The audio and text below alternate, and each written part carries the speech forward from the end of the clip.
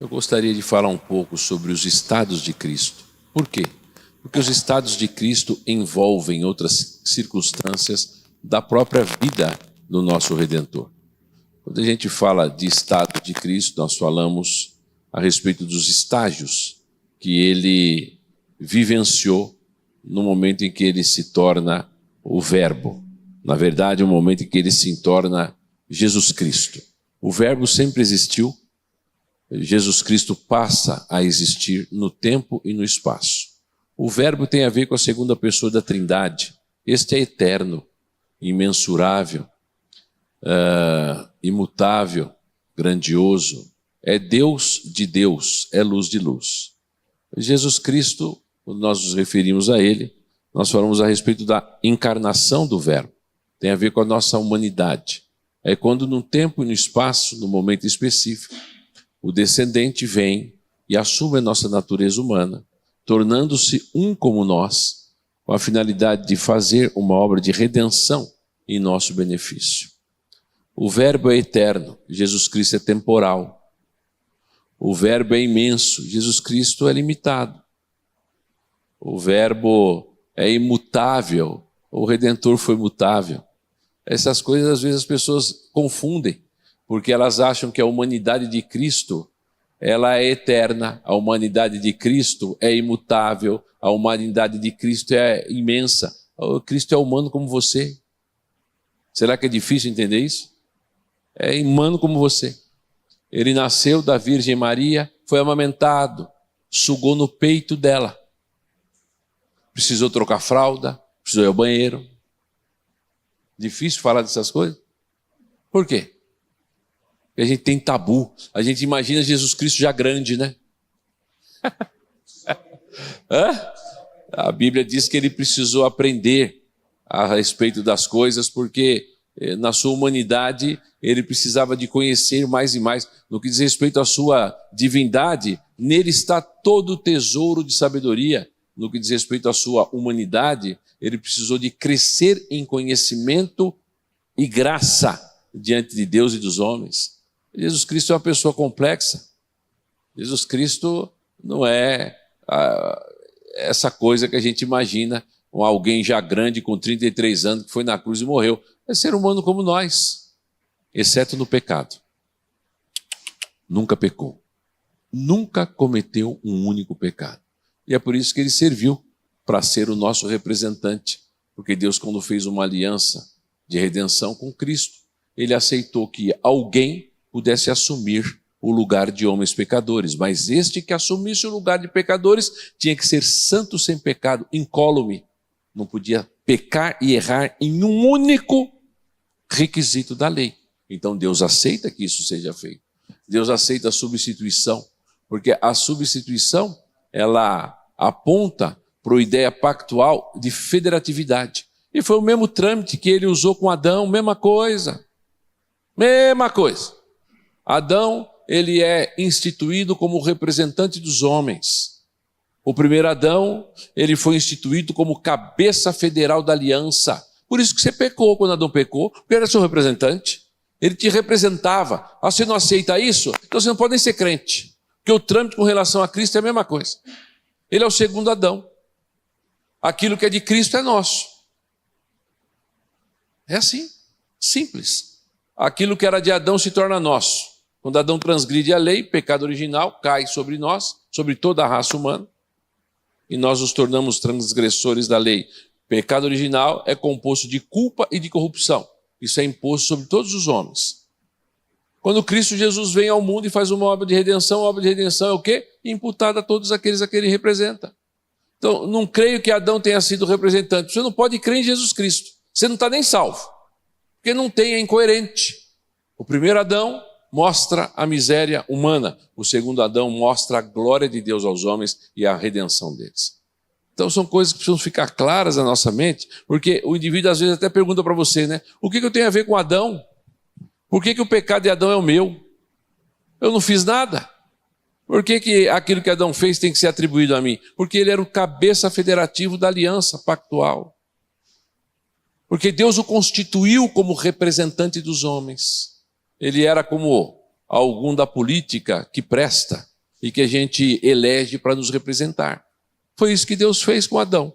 Ele foi constituído o nosso representante.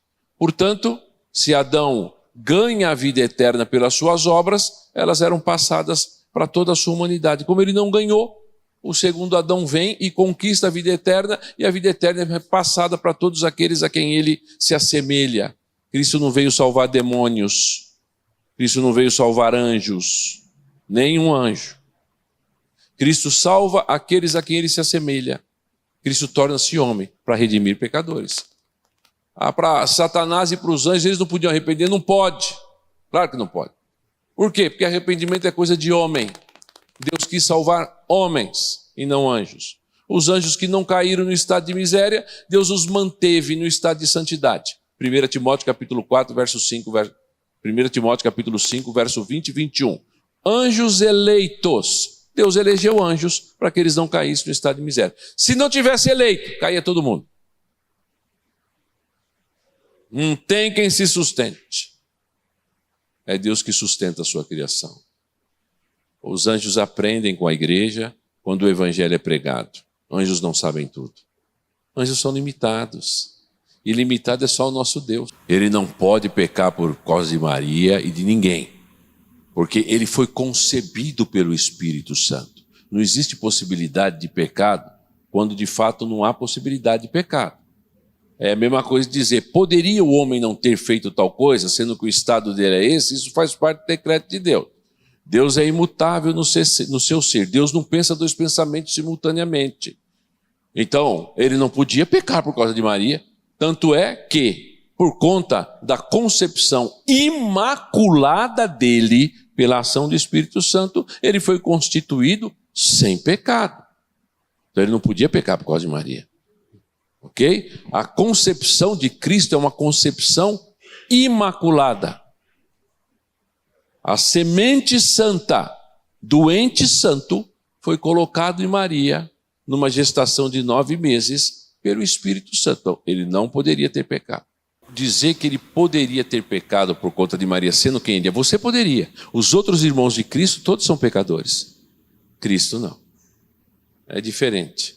Porque você abre oportunidades para quê? Para questões especulativas. E as especulações, elas não são coerentes com aquilo que a Bíblia afirma. São hipóteses, né? E criações hipotéticas, às vezes, podem gerar. É como dizer que Jesus Cristo poderia pecar por ser homem? Não poderia. Não poderia. Ele não poderia pecar por ser homem. Mas todos os homens pecam, mas Cristo Jesus é Deus e é homem. Então, ele não poderia pecar. Em que consiste, portanto, a tentabilidade em Cristo? Por ser ele quem era e Satanás ser tão ousado a ponto de querer tentá-lo, sendo ele quem era e sabendo Satanás quem ele era. Neste sentido. Agora, não no sentido de que Cristo poderia pecar.